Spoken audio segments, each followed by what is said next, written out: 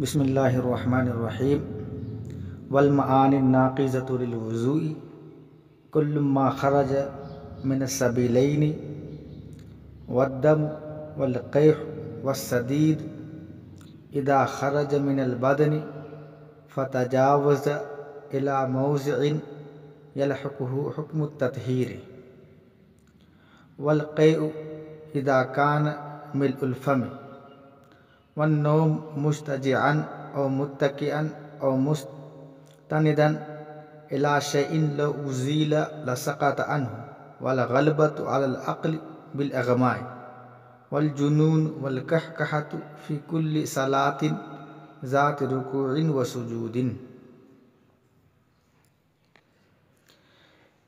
یہاں سے صاحب قدوری رحمۃ اللہ علیہ نواقض وضو کو بیان فرما رہے ہیں۔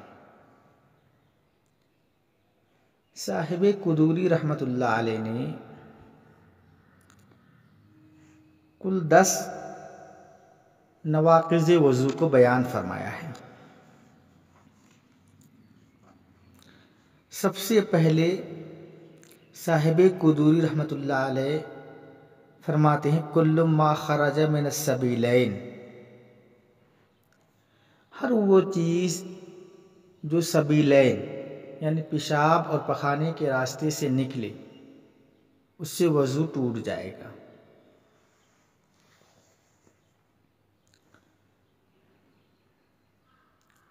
پیشاب اور پخانہ کے راستے سے کوئی بھی چیز نکلے، چاہے وہ معتاد ہو یا غیر معتاد ہو۔ یہاں اب 2 بات یاد رکھیے، ایک ہے مخرج کا معتاد ہونا۔ مخرج کا معتاد ہونے کا مطلب کیا ہے کہ جہاں سے پیشاب اور پخانہ نکلتا ہے جس کو سبیلین کہا جاتا ہے،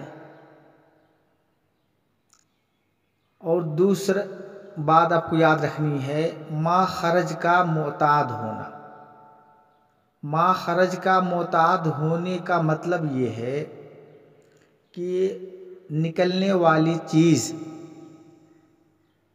وہ بھی معتاد ہو جو عادتاً نکلتی ہے۔ تو پیشاب اور پخانے کے راستے سے عادتاً جو چیز نکلتی ہے وہ پیشاب ہے اور پخانہ ہے۔ اگر عورت ہے تو ان کے مخصوص ایام میں دم حیض ہے۔ یہ ہے ما خرج کا معتاد ہونا۔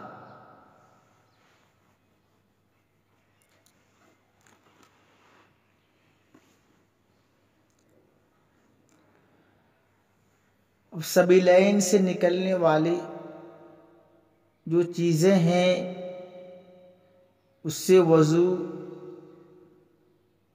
ٹوٹتا ہے یا نہیں ٹوٹتا ہے، اس بارے میں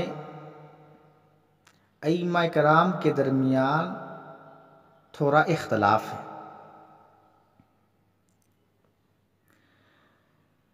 امام مالک رحمۃ اللہ علیہ کے نزدیک مخرج کا معتاد ہونا ضروری ہے،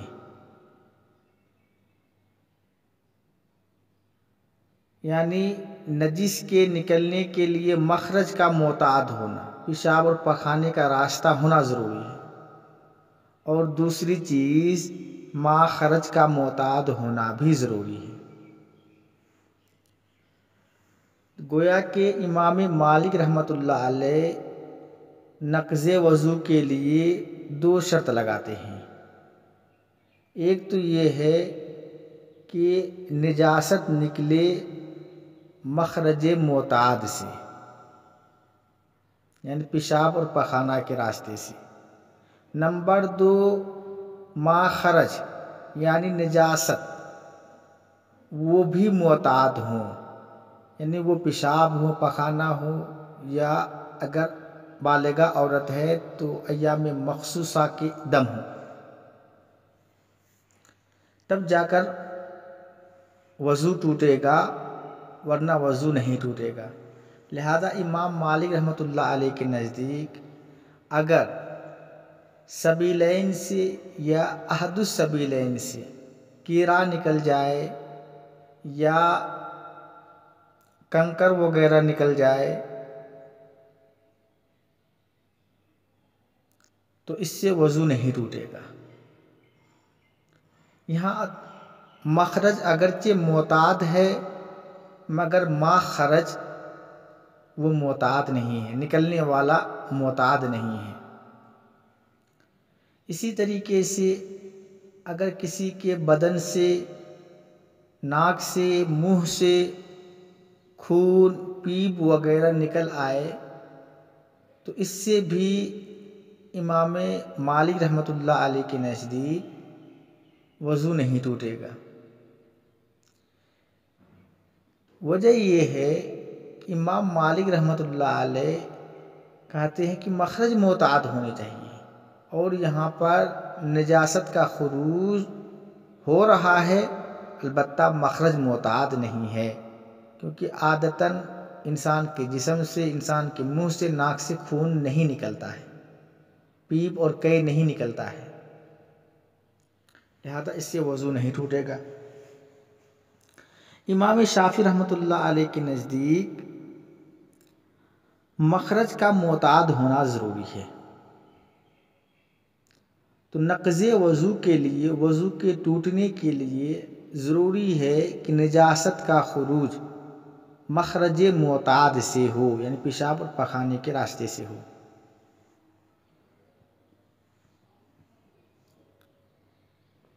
البتہ مخرج کا معتاد ہونا ضروری نہیں ہے، یعنی اگر پیشاب یا پخانے کے راستے سے پیشاب پخانہ کے علاوہ کیڑا، کنکر وغیرہ کچھ نکل آئے تو اس سے بھی وضو ٹوٹ جائے گا۔ اسی طریقے سے دم استحاضہ اگر ہو تب بھی وضو ٹوٹ جائے گا، کیونکہ مخرج معتاد ہے۔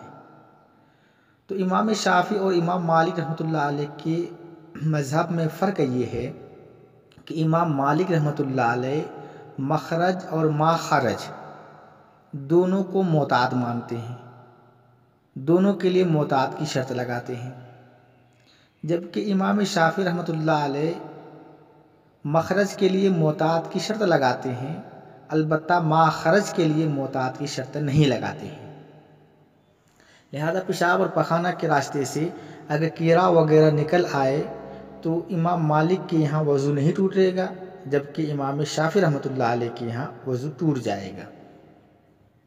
البتہ جسم کے کسی اور حصے سے، منہ سے، ناک وغیرہ سے اگر خون یا پیپ وغیرہ نکل آئے تو امام شافعی رحمۃ اللہ علیہ کے یہاں بھی وضو نہیں ٹوٹے گا، کیونکہ یہ مخرج معتاد نہیں ہے۔ احناف اور حنابلہ کے نزدیک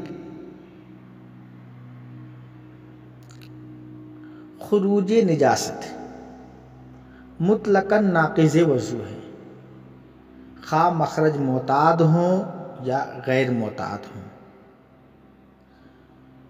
مخرج معتاد ہوں یا غیر معتاد ہوں، اگر نجاست کا خروج ہوا تو اس سے وضو ٹوٹ جائے گا۔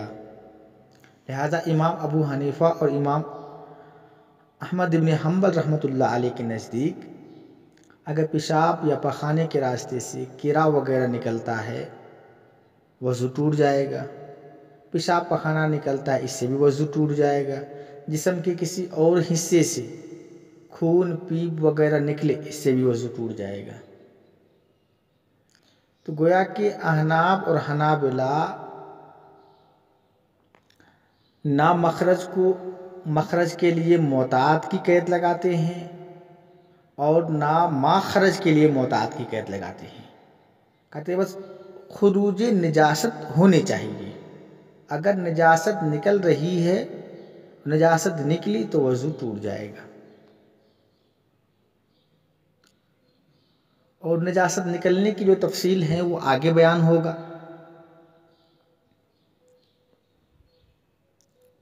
تو پہلے جو نواقض ہے ان میں سے پہلا ناقض وضو صاحب کتاب نے فرمایا کہ ہر وہ چیز جو سبیلین سے نکلے اس سے وضو ٹوٹ جائے گا۔ اسی بات کو صاحب کتاب رحمۃ اللہ علیہ فرماتے ہیں کہ والمعانی الناقضۃ للوضوء، وضو کو توڑنے والی چیزیں کیا ہیں؟ کل ما خرج من السبیلین، ہر وہ چیز ہیں جو سبیلین کے راستے سے نکلے۔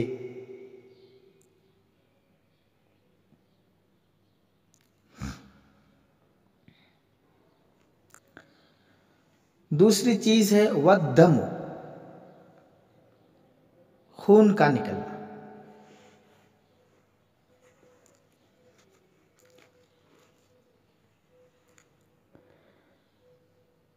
خون کے نکلنے کی صورت میں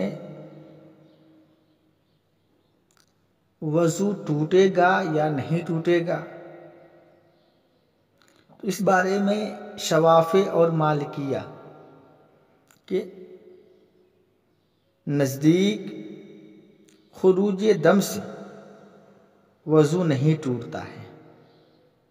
گویا کہ ان حضرات کے نزدیک خروج دم غیر ناقض للوضو ہے، وضو کو توڑنے والا نہیں ہے۔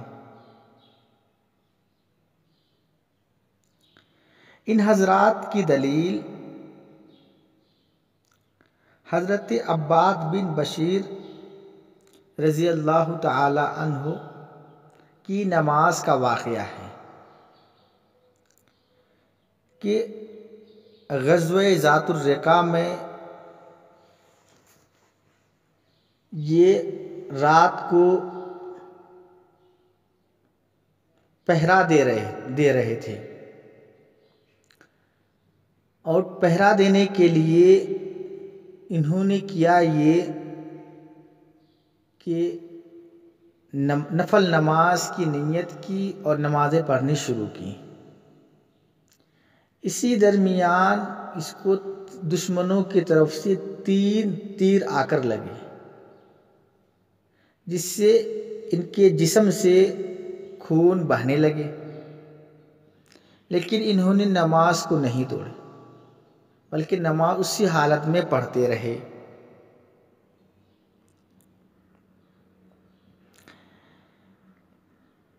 اس واقعہ سے معلوم ہوتا ہے کہ اگر خروج دم ناقض وضو ہوتا تو حضرت عباد بن بشیر رضی اللہ تعالی عنہ اپنی نماز کو توڑتے، کا بلکہ نماز ہی ٹوٹ جاتی، کیونکہ جب وضو ٹوٹ گیا تو نماز نہیں ہو سکتی، پھر یہ نئے وضو کرتے، لیکن انہوں نے ایسا نہیں کیا۔ تو عباد بن بشیر رضی اللہ تعالیٰ عنہ کا ایسا نہ کرنا یہ علامت اور دلیل ہے کہ خروج دم ناقض وضو نہیں ہے۔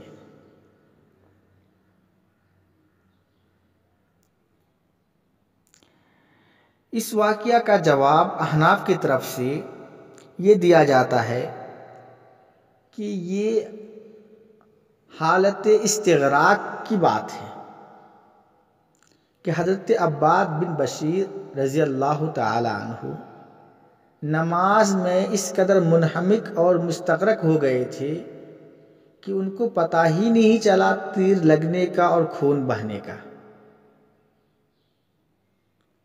لہذا یہ حالت استغراق ہے، اور ایسی حالت سے کوئی فقہی مسئلہ ثابت نہیں ہوتا ہے، لہذا شوافع اور مالکیہ کا اس سے فقہی مسئلہ کو ثابت کرنا درست نہیں ہے۔ دوسرا جواب ان کا یہ دیا جاتا ہے کہ یہ ایک صحابی کا اپنا فعل اور عمل ہے، اور ممکن ہے کہ اس صحابی کا مذہب خروج دم سے عدم نقض وضو کا ہو،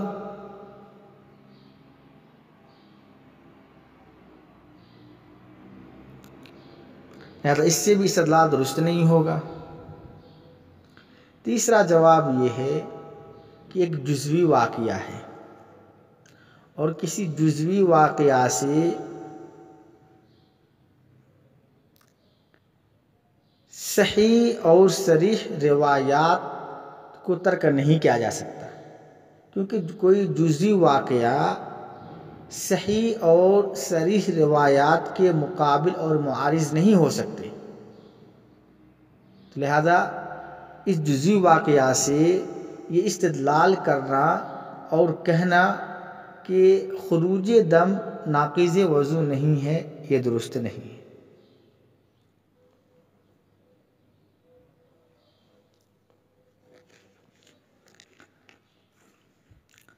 احناف اور حنابلہ کے نزدیک خروج دم یہ ناقض وضو ہے، یعنی خون کے نکلنے سے وضو ٹوٹ جائے گا، لیکن ان کے لیے شرط یہ ہے کہ خروج دم میں سیلانیت پائی جائے، یعنی خون اپنی جگہ سے نکل کر بہہ جائے تو وضو ٹوٹے گا، اگر صرف خون ظاہر ہوا بہا نہیں تو وضو نہیں ٹوٹے گا۔ تو احناف اور حنابلہ کے نزدیک چونکہ خروج دم ناقض وضو ہے، اس لیے یہ حضرات ایک تو دلیل دیتے ہیں کہ اللہ کے نبی صلی اللہ علیہ وسلم نے ارشاد فرمایا الوضوء من کل دم سائل، کہ ہر بہنے والے خون سے وضو واجب ہوتا ہے۔ دوسری دلیل یہ ہے کہ اللہ کے نبی صلی اللہ علیہ وسلم نے فرمایا کہ لیس فی القطرۃ ولا فی القطرتین من الدم وضوء الا ان یکون دما سائلا۔ اللہ کے نبی صلی اللہ علیہ وسلم فرماتے ہیں کہ ایک اور دو قطرہ خون اگر ظاہر ہو جائے تو اس میں وضو نہیں ہے، الا ان یکون دما سائلا، مگر یہ کہ وہ خون بہنے والا ہو، یعنی اپنی جگہ سے نکل کر وہ بہہ جائے، بلکہ دم سائل ناقض وضو ہے۔ اس روایت سے بھی معلوم ہوتا ہے کہ بہنے والا خون ناقض وضو ہے۔ تیسری دلیل یہ ہے کہ اللہ کے نبی صلی اللہ علیہ وسلم نے ارشاد فرمایا من قاء او رعف فی صلاته فلینصرف ولیتوضأ ولیبن علی صلاته ما لم یتکلم، کہ جس شخص کو قے آ جائے نماز کے حالت میں، یا نکسیر پھوٹ جائے، ناک سے خون آ جائے، تو اس کو چاہیے کہ وہ لوٹے، وضو کرے اور اپنی نماز پر بنا کرے، یعنی نماز کو آگے سے پڑھے جب تک کہ وہ کسی سے بات نہ کیا ہو۔ اس روایت سے بالکل معلوم ہوتا ہے کہ قے اور خون وغیرہ سے وضو ٹوٹ جاتا ہے۔ اگر خون ناقض وضو نہیں ہوتا تو اللہ کے نبی صلی اللہ علیہ وسلم یہ نہیں فرماتے کہ فَلْيَنْصَرِفْ وَلْيَتَوَضَّأْ، کہ لوٹے، وضو کرے، وَلْيَبْنِ عَلَىٰ صَلَاتِهِ، نماز پر بنا کرے۔ تو ان روایات سے معلوم ہوتا ہے کہ خروج دم ناقض وضو ہے۔ اور دلیل عقلی یہ ہے کہ نقض وضو کی علت خروج نجاست ہے، یعنی وضو کے ٹوٹنے کی علت نجاست اور ناپاکی کا نکلنا ہے۔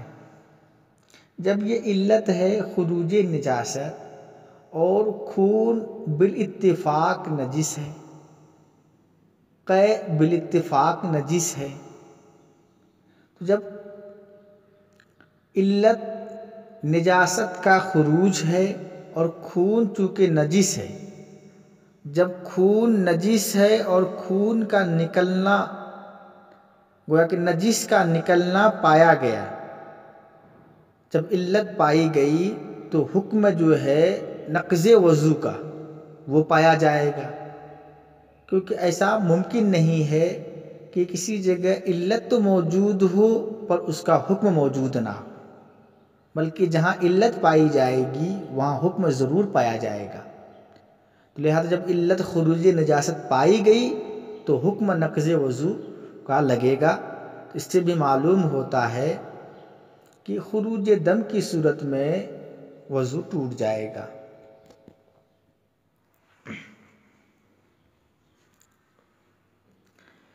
اسی بات کو صاحب کتاب نے کہا کہ والدم، یہ دوسرے ہو گئے ناقض وضو۔ تیسرے ناقض وضو انہوں نے بیان کیا ہے والقیح والصدید اذا خرج من البدن۔ قیح، پیپ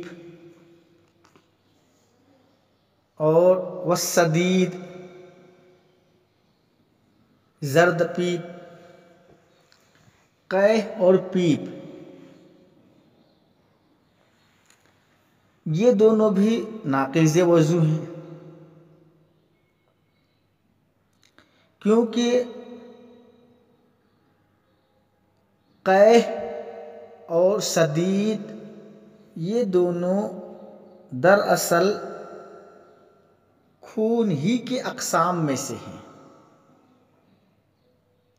کیونکہ جب خون خراب ہوتا ہے اور خون میں تبدیلی ہوتی ہے تو وہ زرد ہو جاتا ہے، پھر وہ گہرا ہو جاتا ہے جس کو پیپ کہا جاتا ہے۔ تو گویا کہ پیپ خون کی تبدیلی کا نام ہے۔ اسی طریقے صدید یہ بھی خون کی تبدیلی کے نام ہے، تبدیلی کا نام ہے کہ جب انسان کا خون خراب ہوتا ہے تو خون کے اندر جو سرخی ہوتی ہے وہ زردی سے بدل جاتی ہے، اور جب وہی خراب خون گہرا بن جاتا ہے تو وہی پیپ کہلاتا ہے۔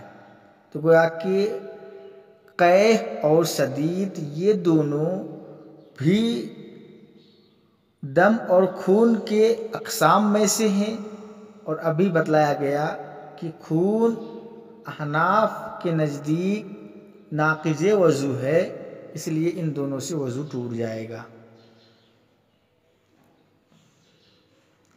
یہ کل ہو گئے 4 ناقض وضو۔ 5واں ناقض وضو ہے،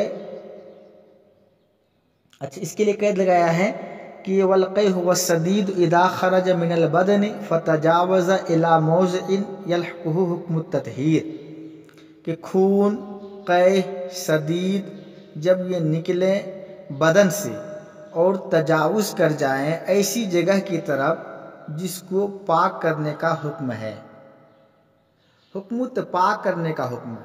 اس لیے ابھی میں نے بتلایا کہ ان چیزوں کے لیے ضروری ہے سیلانیت، یعنی اپنی جگہ سے نکل کر بہہ جائے اور اس کو پاک کرنے کا حکم ہو۔ پاک کرنے کا حکم کیا ہے؟ چاہے وضو میں ہو یا غسل میں ہو۔ آپ نے کو مسئلہ معلوم ہے کہ غسل میں پورے ظاہر جسم کو دھونا فرض ہے، تو لہذا جسم کے کسی بھی حصے سے اگر خون نکلتا ہے یا پیپ نکلتا ہے تو وضو ٹوٹ جائے گا۔ ہاتھ سے نکلے، منہ سے نکلے، پاؤں سے نکلے یا بدن کے کسی بھی حصے سے نکلے وضو ٹوٹ جائے گا۔ اچھا 5واں ناقض بیان کیا ہے والقیء اذا کان ملء الفم۔ قیء جب منہ بھر کے ہو تو اس سے بھی وضو ٹوٹ جائے گا۔ ملء الفم کا مطلب یہ ہوتا ہے کہ منہ میں قیء اتنا زیادہ آ جائے کہ آدمی تکلف کے بغیر اور زبردستی کے بغیر اس کو روکنا چاہے تو نہ روکے، یعنی اگر منہ میں روک رہا ہے تو زبردستی روک رہا ہے، تکلف کر کے روک رہا ہے۔ اگر آدمی یہ زبردستی نہ کرے تو وہ قیء باہر آ جائے گا۔ اس کو بولتے ہیں ملء الفم، منہ بھر کے، اور اسی کا نام ہے قے کثیر۔ اب ائمہ کرام کا اختلاف ہے کہ قے ناقض وضو ہے یا نہیں ہے۔ شوافع اور مالکیہ کے نزدیک قے مطلقاً ناقض وضو نہیں ہے، خواہ قے قلیل ہوں خواہ کثیر ہوں، یعنی قے زیادہ ہوں یا کم ہوں، مطلقاً ناقض نہیں ہے، کیونکہ ان کے یہاں نقض کے لیے مخرج کا معتاد ہونا شرط ہے، اور مخرج کیا ہے؟ سبیلین ہے، اور قے یہ منہ سے آتا ہے، لہذا مخرج نہیں پایا گیا، لہذا شوافع اور مالکیہ کے نزدیک اس سے وضو نہیں ٹوٹے گا۔ اس لیے یہ حضرات کہتے ہیں کہ قے چاہے قلیل ہوں یا کثیر ہوں، اس سے وضو نہیں ٹوٹے گا۔ ان حضرات کی دلیل یہ ہے کہ نبی کریم صلی اللہ علیہ وسلم نے ایک مرتبہ قے کیا اور آپ نے وضو نہیں کی، انہ علیہ السلام قاء فلم یتوضا، کہ نبی کریم صلی اللہ علیہ وسلم نے قے کیا اور آپ نے وضو نہیں کی۔ اس روایت سے معلوم ہوتا ہے کہ قے ناقض وضو نہیں ہے، ورنہ نبی اکرم صلی اللہ علیہ وسلم وضو ضرور فرماتے۔ احناف اس کا جواب یہ دیتے ہیں کہ یہ روایت قے قلیل کے بارے میں ہے، جو کہ غیر ناقض ہے، جس کے ہم احناف بھی قائل ہیں۔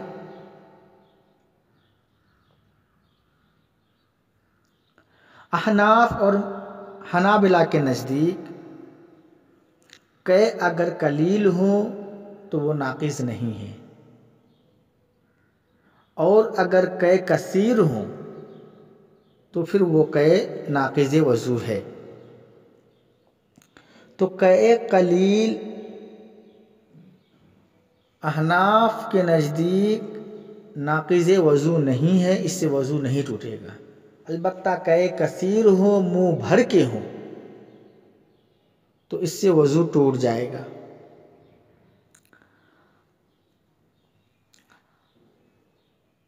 احناف کی ایک دلیل تو ابھی اوپر گزری ہے دم والے مسئلے میں،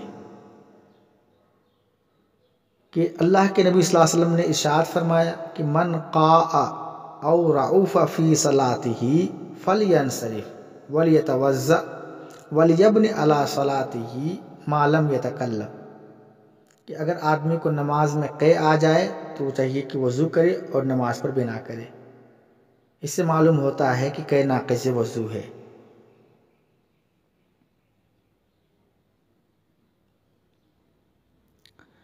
اور دوسری دلیل یہ ہے کہ اللہ کے نبی صلی اللہ علیہ وسلم نے ارشاد فرمایا کہ وہ 10 عطن تملأ الفم، یعنی جو قے منہ بھر دے وہ ناقض ہے، تو جو قے منہ بھر کر آئے اس قے سے وضو ٹوٹ جائے گا۔ تو یہ کل ہوئے 5 نواقض وضو، تو 10 میں سے 5 کا تذکرہ ہو گیا۔ خلاصہ کے طور پر آپ ایک بات یاد رکھیے کہ سبیلین پیشاب اور پخانہ کے راستے سے جو کچھ نکلے، یعنی پیشاب یا پخانہ، اس سے تو بالاتفاق وضو ٹوٹ جائے گا۔ ان کے علاوہ اگر کچھ اور نکلے تو وضو ٹوٹے گا یا نہیں ٹوٹے گا، ٹھیک۔ اس کے علاوہ منہ، بدن وغیرہ سے کوئی اور چیز نکلے تو اس سے وضو ٹوٹے گا یا نہیں ٹوٹے گا۔ تو امام مالک رحمۃ اللہ علیہ کی یہاں شرط یہ ہے کہ مخرج معتاد ہوں، یعنی پیشاب اور پخانے کا راستہ ہوں، اور ماخرج نکلنے والی چیز نجاست وہ بھی معتاد ہوں، یعنی پیشاب اور پخانہ ہو یا دم حیض ہو۔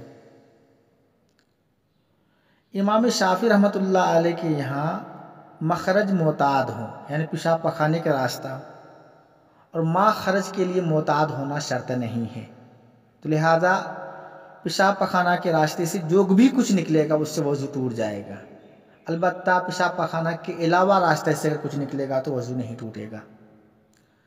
اور احناف اور حنابلہ کے نزدیک نہ مخرج کا معتاد ہونا شرط ہے اور نہ ماخرج کا معتاد ہونا شرط ہے، لہذا پیشاب پخانے کے راستے سے جو بھی کچھ نکلے وضو ٹوٹ جائے گا۔ اسی طریقے سے جسم کے کسی بھی حصے سے نجاست نکلے، نجس نکلے، اس سے بھی وضو ٹوٹ جائے گا۔ تو یہ آج کے سبق کا خلاصہ ہوا۔ انشاءاللہ کل جو ہے بقیہ 5 نواقض وضو کو پڑھیں گے۔ وما توفیقی الا باللہ العظیم۔